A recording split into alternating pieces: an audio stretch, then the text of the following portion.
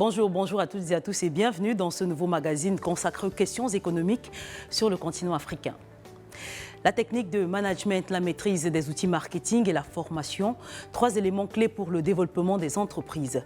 Des outils auxquels il faut forcément intégrer et incorporer le digital, véritable outil qui permet de toucher un plus large public et établir une relation plus forte avec sa clientèle.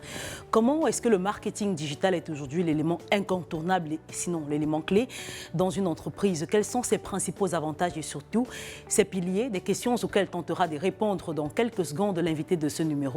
C'est Bertrand Dimodi, il est formateur expert en marketing et management des entreprises. Mais tout d'abord, plantons le décor en revenant sur la définition même du marketing digital et son importance pour les entreprises en cette ère de développement post-Covid. Différent du marketing classique ou traditionnel qui consiste à entrer en contact avec son public au bon endroit et au bon moment, le marketing digital, lui, consiste à contacter des clients en ligne là où ils passent beaucoup de temps. Et de plus en plus, les plateformes numériques sont associées aux stratégies marketing et donc à la vie quotidienne. Les experts et autres formateurs en marketing estiment qu'il faudrait aller plus loin et ne pas se limiter qu'à une simple présence en ligne pour être convaincu d'avoir inscrit un nouveau client dans son carnet d'adresses. Mais la question de fond reste présente. Comment attirer l'attention et le maximum des clients en dépit des millions de sites, marques et boutiques en ligne qui se font concurrence? La réponse, selon Bertrand Dimodi, formateur et expert en marketing et management des entreprises, réside dans l'élaboration et l'exécution d'une campagne de marketing numérique bien pensée. C'est l'une des principales sources de résultats nécessaires au succès de toute entreprise sur le digital. Une technique qui vous permet d'entrer en contact avec les clients dans une interaction directe pour une relation durable et rentable. Levier d'acquisition de trafic, publicité en ligne, référencement naturel, des méthodes parmi tant d'autres nécessaires dans toute campagne marketing d'une entreprise. Certaines méthodes seront plus adaptées à certains modèles d'entreprise, images de marque et à la clientèle. Des méthodes aussi efficaces les unes que les autres selon les stratégies mises en place, de la promotion de la marque, du produit et des activités en ligne, à l'accès à un public plus large, en passant par une technique efficace visant à bâtir sa réputation. Le digital permet d'économiser de l'argent, se démarquer de la concurrence, influencer, réguider les décisions d'achat, augmenter les ventes en peu de temps. Et pour ce faire, il est obligatoire de mettre le marketing digital au centre de la checklist et privilégier le marketing de contenu, l'email marketing, la SEA, SEO, le marketing des réseaux sociaux, entre autres. Des méthodes recommandées en cette période post-Covid pour une meilleure adaptation au nouveau système de développement des structures. Mais il est recommandé d'apprendre tous les rouages du marketing digital pour être en mesure d'optimiser tous les canaux pour un développement socio-économique accru. À présent, je vous invite à regarder cette interview sur les contours et les bénéfices du marketing digital. C'est avec Bertrand Dimodi. Il est formateur, expert en marketing et management des entreprises. À tout de suite.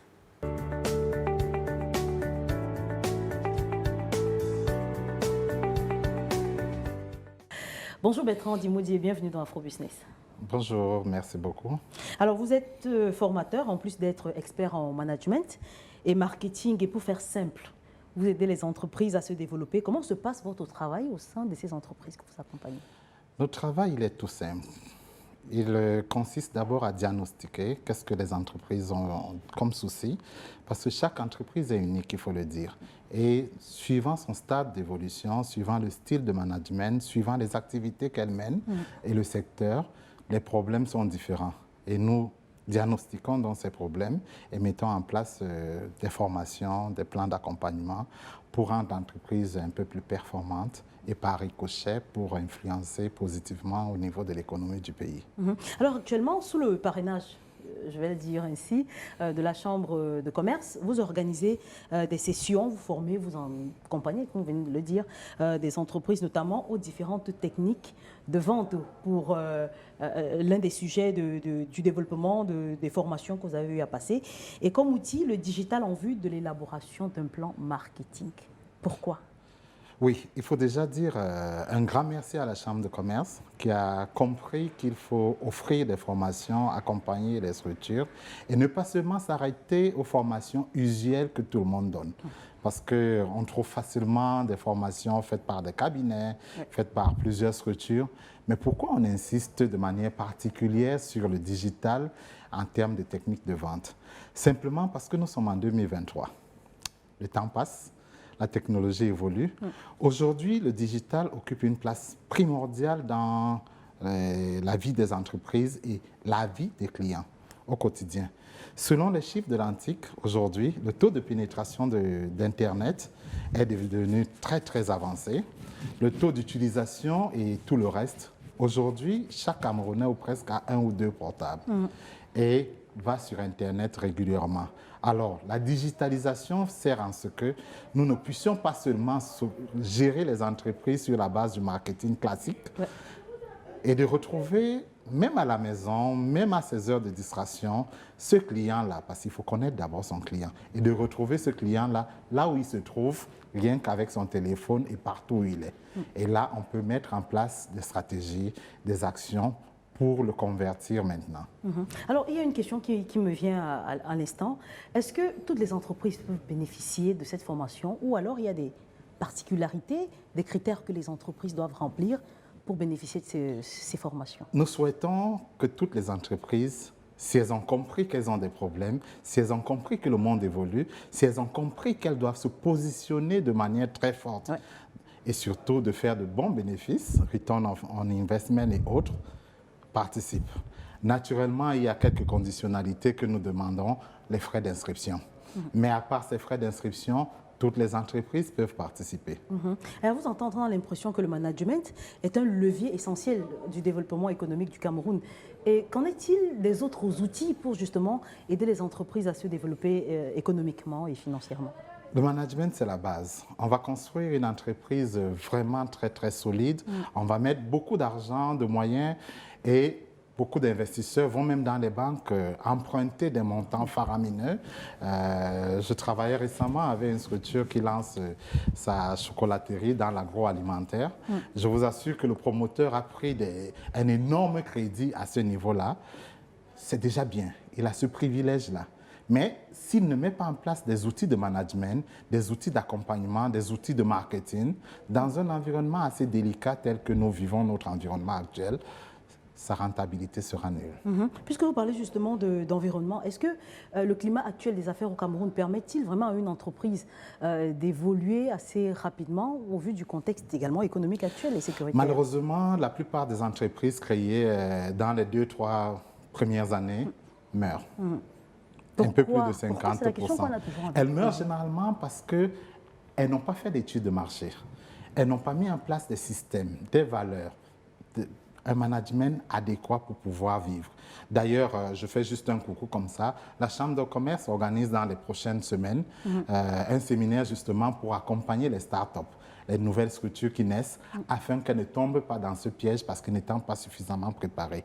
Mais si je reviens au niveau du management, ce management-là, si on ne le met pas en place, même pour une structure qui existe depuis des années, le monde va très vite, hyper vite. Ce client d'hier qui se comportait d'une certaine façon, il sera happé par une multinationale, il sera happé par le concurrent, où il va passer de tel produit à un autre produit de substitution et il le perdra. C'est pour ça que nous existons, pour aider les entreprises à suivre cette voie, à grandir et à avancer. Et après, ils auront les potentialités par elles-mêmes de faire venir des investisseurs. Naturellement, c'est ça le but. Le but n'est pas que nous accompagnions sur toute la durée de vie de l'entreprise. L'entreprise n'aura jamais assez de temps d'avoir toujours un expert, etc. On met de bonnes bases, on accompagne sur une période et ensuite, elle se développe, elle développe des compétences en interne. Nous ne serons jamais directeurs marketing dans toutes les entreprises. Nous ne serons jamais directeurs de communication ou de la digitalisation dans toutes les entreprises que nous accompagnons. Nous mettons en place un système de transfert de compétences pour que ces entreprises continuent à vivre toutes seules, avec ou sans nous. Est-ce que le climat socio-économique d'aujourd'hui peut être l'une des causes à la non-venue des investisseurs dont le Cameroun a tant besoin pour se développer? Je vais vous dire une chose, il n'y aura jamais de climat facile. Que ce soit en France aux États-Unis ou quel que soit le pays, c'est vrai qu'il y a des contextes plus favorables que certains. Ailleurs, Paris ne s'est pas fait en un jour. Ils ont mis en place des mesures incitatives, ils existent depuis un certain nombre d'années, la législation, l'environnement et tout le reste, c'est vraiment très avancé. Mais il y aura toujours des défis. Donc, la force d'une entreprise, c'est de pouvoir traverser ces défis, ces vagues, ces moments difficiles et de continuer à être rentable, quel que soit le moment. Il y a des moments positifs, il y aura des crises. Ces dernières années, on a eu le Covid, on a eu ceci. Certaines entreprises sont mortes, mais d'autres, avec le Covid, ont su s'adapter, ont su se réinventer et ont fait des bénéfices faramineux pendant que certains mouraient. Et pourquoi tout le monde n'anticipe pas, ne fait pas cette projection, ne s'adapte pas à son marché? Ça, c'est possible. Donc, c'est la raison d'être des formations que vous véhiculez à travers... ok. On sait que cette formation également, notamment celle qui arrive, vous allez d'ailleurs nous en parler au sortir de cet épisode, vous avez comme innovation le digital. Comment est-ce que le digital peut justement aider nos entreprises aujourd'hui à s'adapter au contexte et surtout à se développer plus ou moins rapidement? Le digital, en 2023, c'est la base. C'est la base parce qu'aujourd'hui, à travers le digital, on peut toucher le client sur tous ses aspects. On peut le toucher là où il veut, là où il vit et comment il vit et le transformer de manière positive en acheteur, le rendre même addicted. J'aime pas beaucoup le mot, mais un peu drogué de la chose.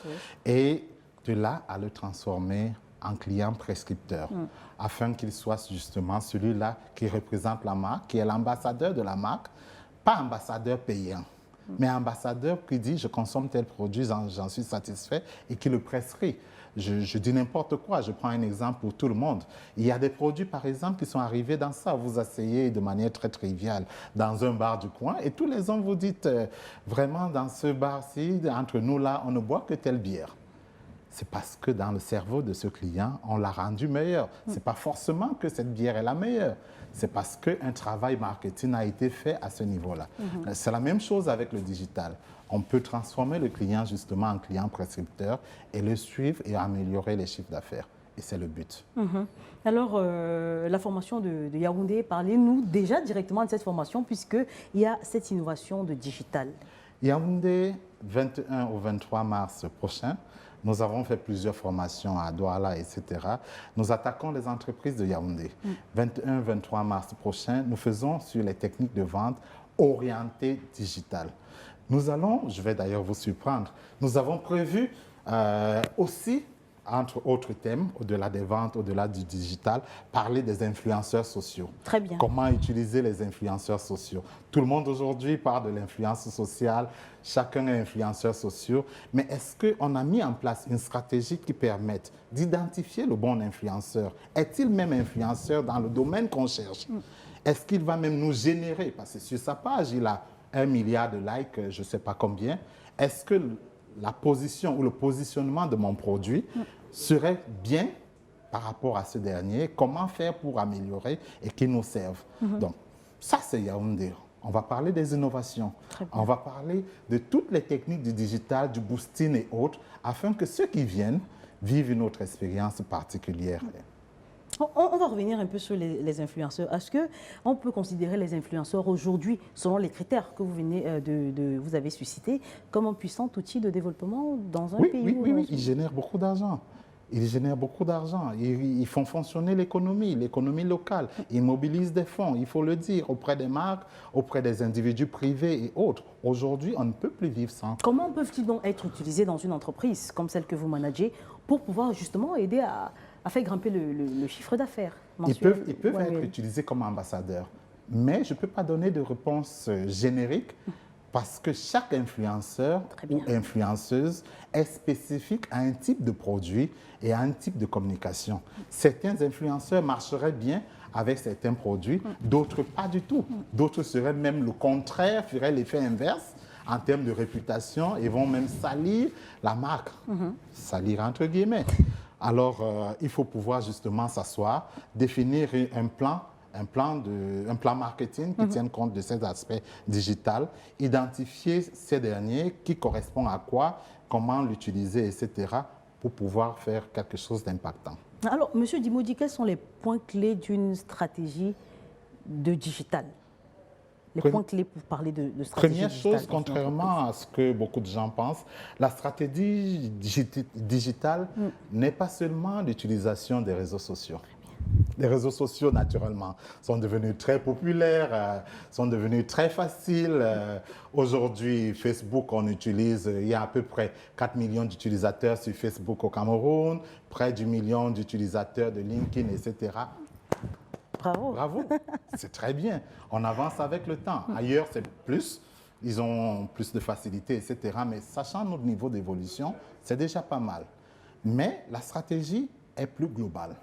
La stratégie tient compte autant des réseaux sociaux que du web et toutes les actions du milieu digital. Ça commence même au niveau de l'entreprise. Qu'est-ce qu'on pense? Qu'est-ce qu'on veut faire? Qu'est-ce qu'on veut avancer en premier? Et qui est caché derrière? Il y a des petits métiers, justement, entre guillemets petits, qu'on ne considère pas, mais qui sont des métiers essentiels. Le community manager aujourd'hui, vraiment, c'est quelqu'un qui a toute sa place dans toute entreprise moderne. Moi, j'en fais une promotion très grande parce qu'avec lui, on a des outils qui sont développés, on a des messages qui sont développés et on a quelque chose de fort. Mais si on revient à la base, il faut bâtir une stratégie. Il faut bâtir un plan de communication. Il faut bâtir une ligne de vie liée au produit, liée à la réputation de l'entreprise, liée à ce qu'on va faire. Et c'est sur cette base, justement, qu'on ira loin. Et justement, on peut parler aujourd'hui, Bertrand, d'un climat plus ou moins concurrentiel. Pour le cas du Cameroun, qu'est-ce qui peut pousser justement un entrepreneur, on parlait des PME avec vous il y a quelques secondes, qu'est-ce qui peut pousser un entrepreneur à venir vers vous pour bénéficier de cette formation quand on sait que c'est des outils qui sont aujourd'hui maîtrisés et utilisés par plusieurs? Ces outils sont utilisés par plusieurs, mais ne sont pas toujours Comment bien espérer utilisés. justement utiliser ces outils pour pouvoir en faire notre allié dans les affaires? Parce que avec notre formation, nous commençons par une chose, les insights consommateurs, connaître le client. Beaucoup d'entrepreneurs font de bonnes choses, mais ne savent pas exactement qui est leur client, quelle est sa routine, qu'est-ce qu'il aime, où est-ce qu'il va, quelles sont ses habitudes, qu'est-ce qu'il vit dans son cerveau, quel message on peut passer dans son cerveau, parce que tout est à ce niveau, tout n'est plus au fonctionnel. Je prends l'exemple d'une voiture. Tout le monde va rouler en une voiture. Oui. La mission de la voiture, c'est de rouler. Mais au-delà de la mission de rouler, il y a des gens qui achètent des voitures qui font 500 km/h. Je ne donne pas de marque, sinon ce serait la publicité. Mais qui n'ont pas de route de 200 km/h. Sauf qu'ils veulent mettre cette voiture dans leur parking pour que quand les gens arrivent, ils se disent « Waouh, ce monsieur est riche ». En termes d'image, dans la tête. D'autres qui veulent manger un type de produit qu'on peut trouver ailleurs, de la même qualité, peut-être même de meilleure qualité, mais parce que ce produit est exporté, parce que ce produit joue de la réputation, qu'il dirait « je préfère cela ». Mais notre travail justement lors de cette formation, c'est ces insights consommateurs. Ensuite, nous allons, après avoir identifié, voir qu'est-ce qu'il faut lui communiquer, par quel canal et comment l'attraper. Et malheureusement, je ne peux pas donner de réponse générique parce que vous êtes une entreprise de l'agroalimentaire, ce n'est pas la même chose qu'une PME de communication, une PME de tel service ou autre. Chacun est unique. Oui. Et nous allons justement rendre unique cette formation. Nous ne prenons jamais plus de 25 personnes. Pour des raisons évidentes, nous devons suivre de manière individuelle chacun. Ce n'est pas l'amphi. Alors, et aujourd'hui, comment est-ce que les petites et moyennes entreprises et PMI, petites et moyennes industries, peuvent-elles se démarquer par rapport aux grandes entreprises qui inondent le marché camerounais, africain et même mondial? Parce que la digitalisation est moins chère. Allez sur Internet. Aujourd'hui, parlons de publicité. Dans la communication traditionnelle, placer un spot dans une chaîne de télé coûterait entre 80 et 150 000 et peut-être plus suivant le temps d'audience, etc., ainsi de suite. Placer un spot sur un réseau social vous coûterait des peanuts.